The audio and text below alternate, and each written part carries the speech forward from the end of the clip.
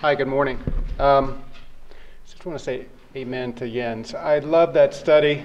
We need a bunch more like it to really understand illegal gun markets in places beyond Chicago. I learned an incredible amount from that study. And it's really a privilege to be with this group of researchers today.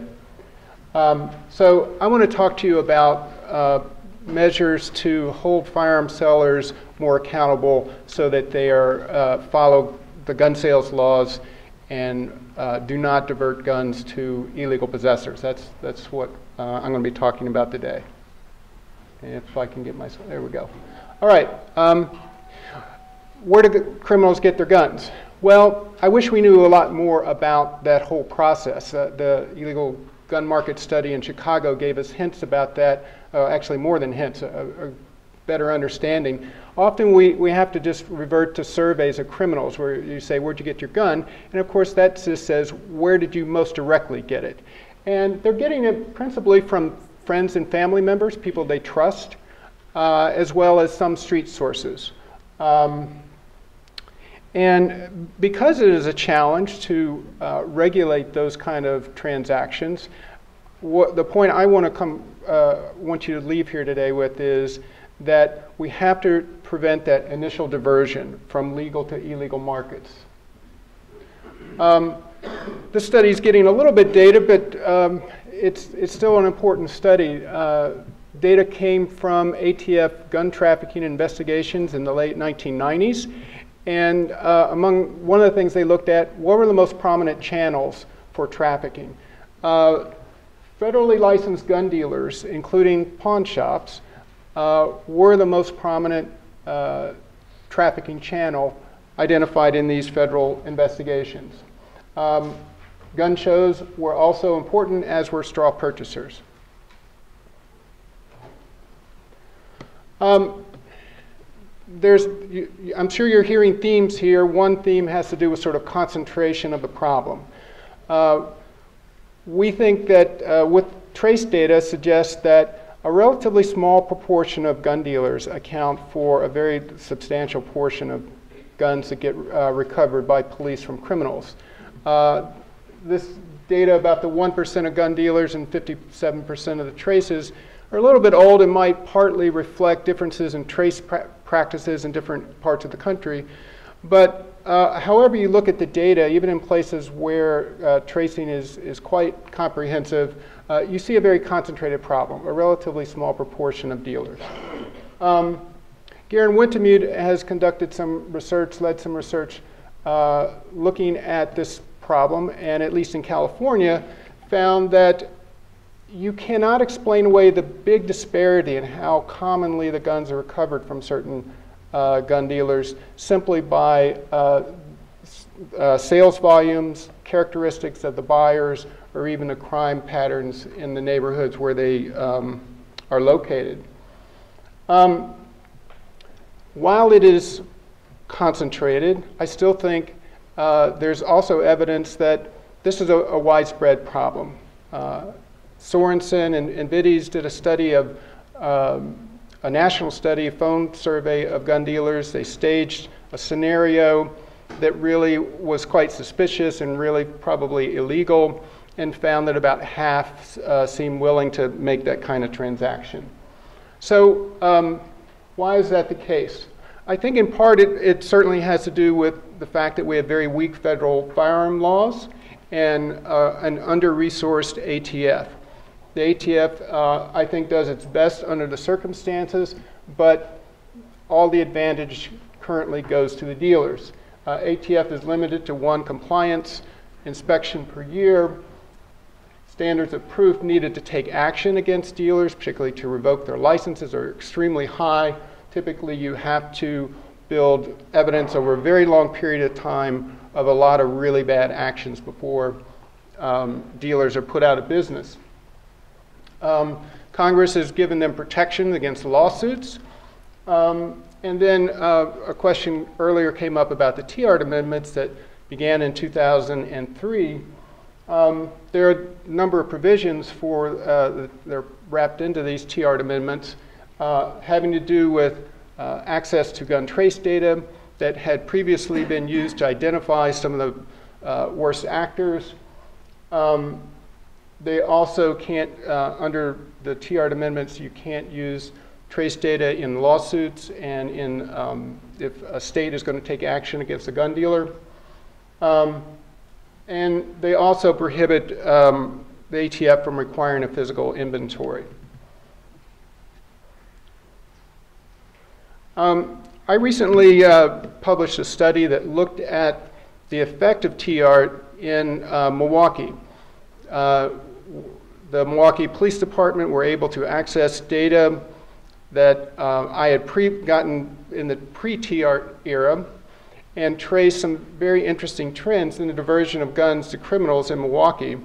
There was one very prominent dealer that accounted for more than half of the crime guns in Milwaukee, and this second bar here represents the TR amendment when it came into effect, and this is a tracking, a measure of guns diverted to criminals.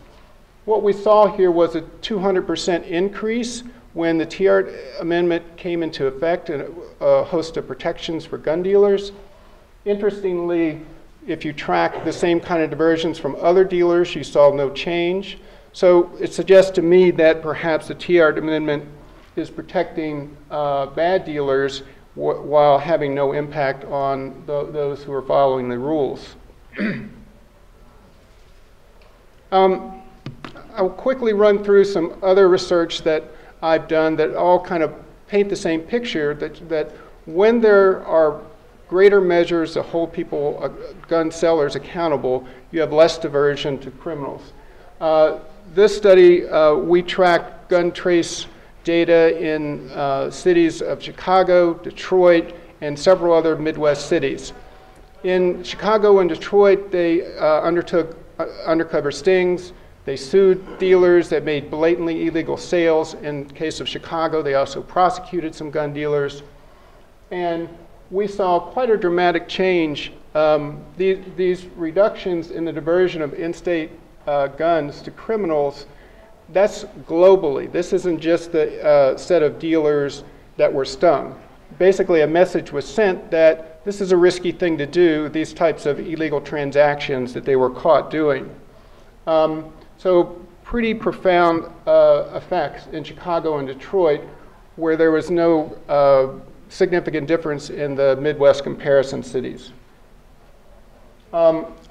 In some data that I'm just finishing up right now, I also have looked at a very similar intervention conducted by New York City for out-of-state gun dealers that were supplying criminals there.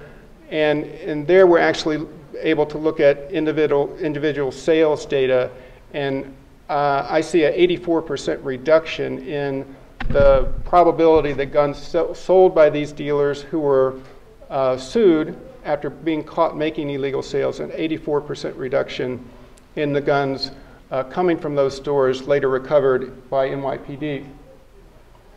A little different type of study here. We looked at 54 cities across the United States and looked at state gun laws pertaining to regulation of gun sellers.